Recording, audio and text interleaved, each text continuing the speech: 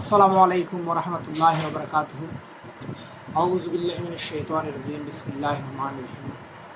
আলহামদুলিল্লাহ নাহমাদুহু ওয়া নাস্তাঈনুহু ওয়া নাস্তাগফিরুহু ওয়া নাউযু বিল্লাহি মিন শুরুরি আনফুসিনা মান ইয়াহদিহিল্লাহু ফালা মুদিল্লা লাহু ওয়া মান ইউদ্লিল ফালা হাদিয়া লাহু ওয়া নাশহাদু আন লা ইলাহা ইল্লাল্লাহু ওয়াহদাহু লা শারীকা লাহু। আম্মা বাদ, আমরা সচরাচর দেখি অনেক বড় বড় মৌলানাদের নামের আগে পরে অনেকগুলো আমরা লকব লাগাতে দেখি। যেমন অনেক সময় শুনি মৌলানা অমুক সাহেব, হাফিজাহুল্লাহ, রহিমাহুল্লাহ, অমুক সাহেব, দামত বরকাতুহু। এগুলার অর্থ হচ্ছে এগুলা মানুষ তাদের পিছনে করা মানে তাদের জন্য দোয়া করা। যেমন রহিমাহুল্লাহ, আল্লাহ তার উপর রহমত বর্ষণ করুক, অথবা হাফিজাহুল্লাহ, আল্লাহ তাকে নিরাপদ রাখুক। আর দামত বরকাতুহু মানে আল্লাহ তাকে কি করুক, দীর্ঘজীবী করুক। এগুলা কিন্তু আমরা বলতে শুনি।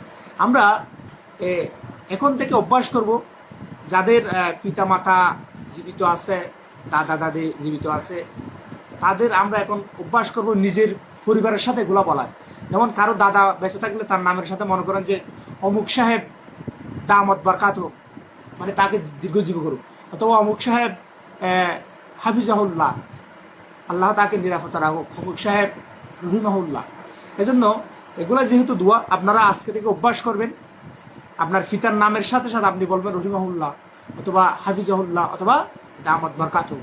অথবা আপনাদের পিতামাতা, দাদা দাদি, নানা মারাও যায়, তার নাম আসার সাথে সাথে আপনি বলবেন রহিমাহুল্লাহ। কারণ এখন যেহেতু সে মারা গেছে, তাকে তো আর দামত বরকাতুহু বলা যাচ্ছে না, তাহলে কিন্তু তাকে কিন্তু আবার রহিমাহুল্লাহ বলা যাবে, যেহেতু পরকালে তার আত্মার মাগফিরাত হয়। এই জন্য আপনারা নাম বলার সাথে সাথে রহিমাহুল্লাহ বলতে পারেন। এবং যারা জীবিত আছেন তাদের জন্য আপনারা প্রতিবারের নাম উচ্চারণের সাথে সাথে হাফিজাহুল্লাহ, রহিমাহুল্লাহ এবং দামত বরকাতুহু এগুলো বলবেন।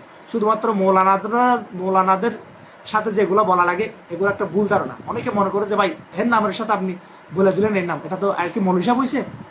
অনেকে বলে, আজকে একজন আমাকে বললো, ভাই আপনি যে বললেন এটা কি মৌলভী সাহেব, আপনি এটা কি লকব তার পিছনে লাগাতে পারেন? এটা একেবারে ভুল ধারণা। আপনি যাই হোক না কেন, আপনার পিতা আমাম হলো, কিছু না জানলেও আপনার পিতা মাতা, দাদা দাদি, নানা নানির পিছনে নামের সাথে একেবারে যুক্ত করে বলবেন রহিমাহুল্লাহ, হাফিজুহুল্লাহ এবং দামত বরকাতুহু। এটা তার জন্য দোয়া হবে, এটা তাদের জন্য দোয়া। আর মারা গেলেও রহিমাহুল্লাহ বলতে পারেন, আমি সমস্যা নেই। এই অভ্যাসটা আপনারা গড়ে তুলবেন, ভালো অভ্যাস। আসসালামু আলাইকুম।